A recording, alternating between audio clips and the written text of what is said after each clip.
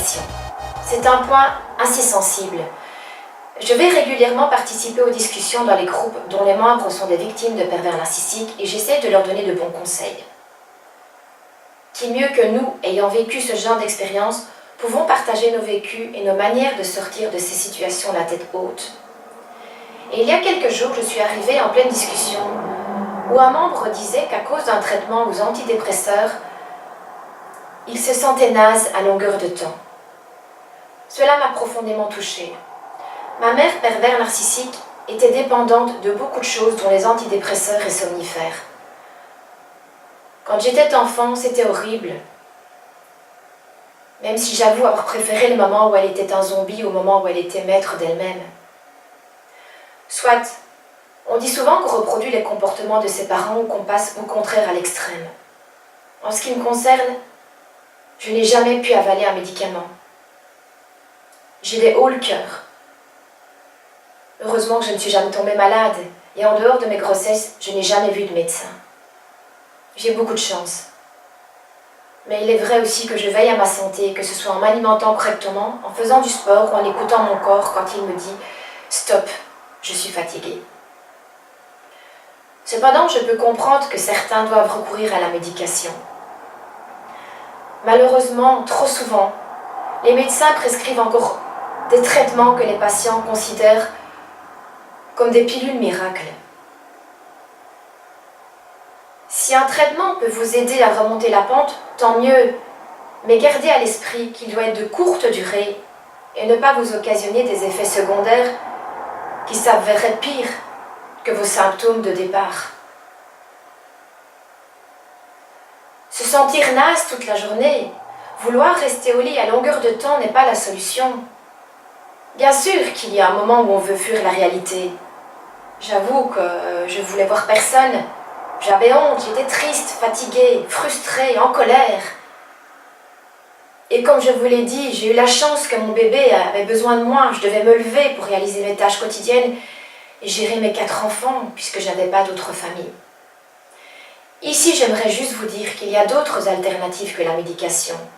Alternatives qui seront bien plus bénéfiques pour votre corps, votre esprit et votre âme.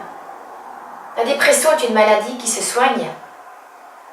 Les patients doivent le savoir, car leur état pathologique ne leur permet de voir le monde qu'en noir. Mais dans 20 à 30% des cas, cette dépression résiste aux antidépresseurs.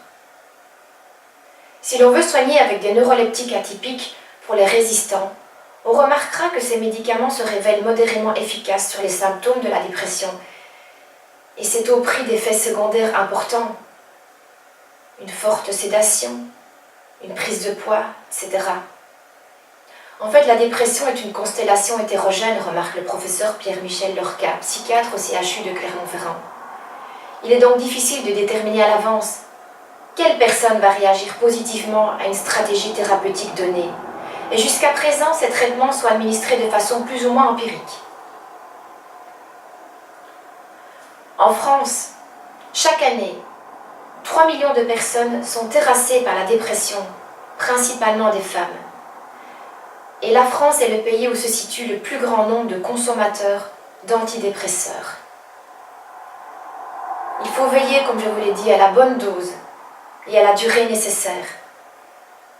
Et si le patient ne répond pas au traitement, c'est que soit il ne le prend pas correctement, soit il souffre d'un autre mal. Dans la majorité des cas, les antidépresseurs vont aider à restaurer le fonctionnement normal du sommeil, de l'appétit, à retrouver l'initiative, une perception positive de la vie. Cependant, la moitié des personnes vont garder des symptômes cicatrisants de dépression, comme un manque de confiance en soi, des troubles du sommeil ou de l'anxiété. Et il reste impossible, cependant, de prédire qui, parmi ces dépressifs, rechutera ou entrera en résistance. Aussi, il faut savoir que les dernières recherches montrent que 60% des antidépresseurs ne seront jamais assimilés par notre microbiote.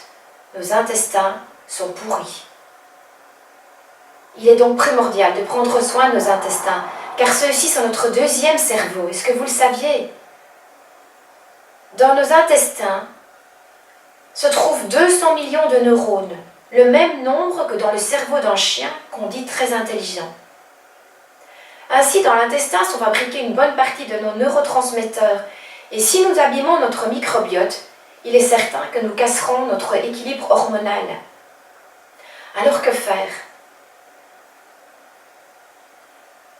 Si vous pensez avoir vraiment besoin d'un traitement médicamenteux, veillez à vos symptômes secondaires et pesez le pour et le contre. Arrêtez aussi le traitement dès que possible et respectez scrupuleusement les doses recommandées. Vous seul connaissez votre corps. Le médecin prescrit de manière généralisée. Mais si vous voyez que votre corps n'est pas bien, arrêtez. Il existe toute une série d'alternatives et notre société regorge de thérapeutes en tout genre. Je ne pourrais vous en faire l'inventaire ici, et vous trouverez toutes les infos utiles sur la toile. Avant de vous décider pour l'un ou l'autre praticien, posez-vous les bonnes questions. Quel genre de thérapie vous ressemble le plus? Laquelle ne ferait pas trop souffrir votre portefeuille? Est-ce que c'est remboursé? Veillez à ce que votre thérapeute ne se situe géographiquement pas trop loin, car vous pourriez annuler facilement si vous n'avez pas l'énergie un jour de faire 45 minutes de route pour faire une séance d'hypnose. N'hésitez pas au préalable à demander un rendez-vous pour voir si le courant passe. Cela est très important. Préférez-vous avoir un homme ou une femme comme thérapeute? Vous devrez vous confier et certaines choses seront plus faciles à dire à une femme ou à un homme selon votre personnalité.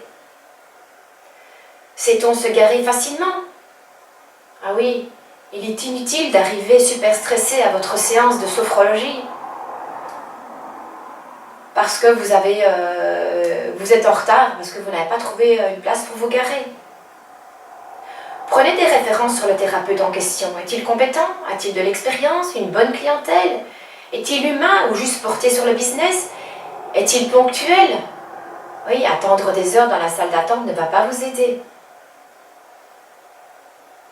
Comme alternative aux médicaments, il y aurait l'hypnose, les énergéticiens, le yoga, la méditation, le sport, comme je vous en parle dans une autre capsule, le retour à la nature, le changement d'alimentation, je vous en parle aussi, les sorties entre amis, je vous dis de vous ouvrir au monde, les psychologues, les sophrologues, le bénévolat dans des associations, parfois côtoyer la détresse des autres vous sert de moteur, on en a parlé aussi, l'aromathérapie, la chiropratique, le feng shui, la zoothérapie, un animal de compagnie fait beaucoup de bien, le MDR, le shiatsu et des dizaines d'autres. En ce qui me concerne, je devais parler. Donc pour ne pas saouler mes proches, je me suis inscrite sur les sites de rencontres. Puis j'ai extériorisé ma colère grâce à la course à pied. Ce fut mes premiers gestes salvateurs. Une fois que j'ai pu extérioriser le maximum, j'ai pu seulement envisager d'autres pistes de reconstruction. Et puis quand je me mettais à pleurer le soir, souvent, me sentant terriblement seule, je téléphonais à un ami. N'attendez pas que ça passe. Agissez dès le moment où vous replongez dans votre enfer mental. Et si vous n'avez pas un proche disponible, il y a des tas d'associations qui possèdent des accueils téléphoniques 24 heures sur 24. C'est anonyme et ça vous fera un bien fou. Ils sont là pour ça. Alors, votre défi du jour, je vous poserai une question. Si vous suivez un traitement, estimez-vous avec toute l'honnêteté requise qu'il est efficace? Si oui, alors poursuivez-le, mais juste le temps nécessaire et développez à côté d'autres stratégies. S'il n'est pas efficace, stoppez-le immédiatement et recourez à une autre thérapie qui sera bien plus bénéfique pour vous. Si vous ne suivez pas de traitement médicamenteux actuellement, mais que vous êtes vraiment mal, trouvez-vous rapidement aussi quelqu'un qui pourrait répondre à vos besoins en fonction de votre propre personnalité.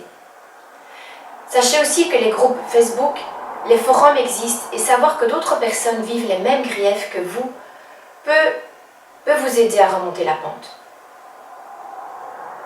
N'ayez pas peur de sortir de votre zone de confort, de sympathiser avec quelqu'un d'autre sur le net avec qui vous pourrez échanger les mauvais jours.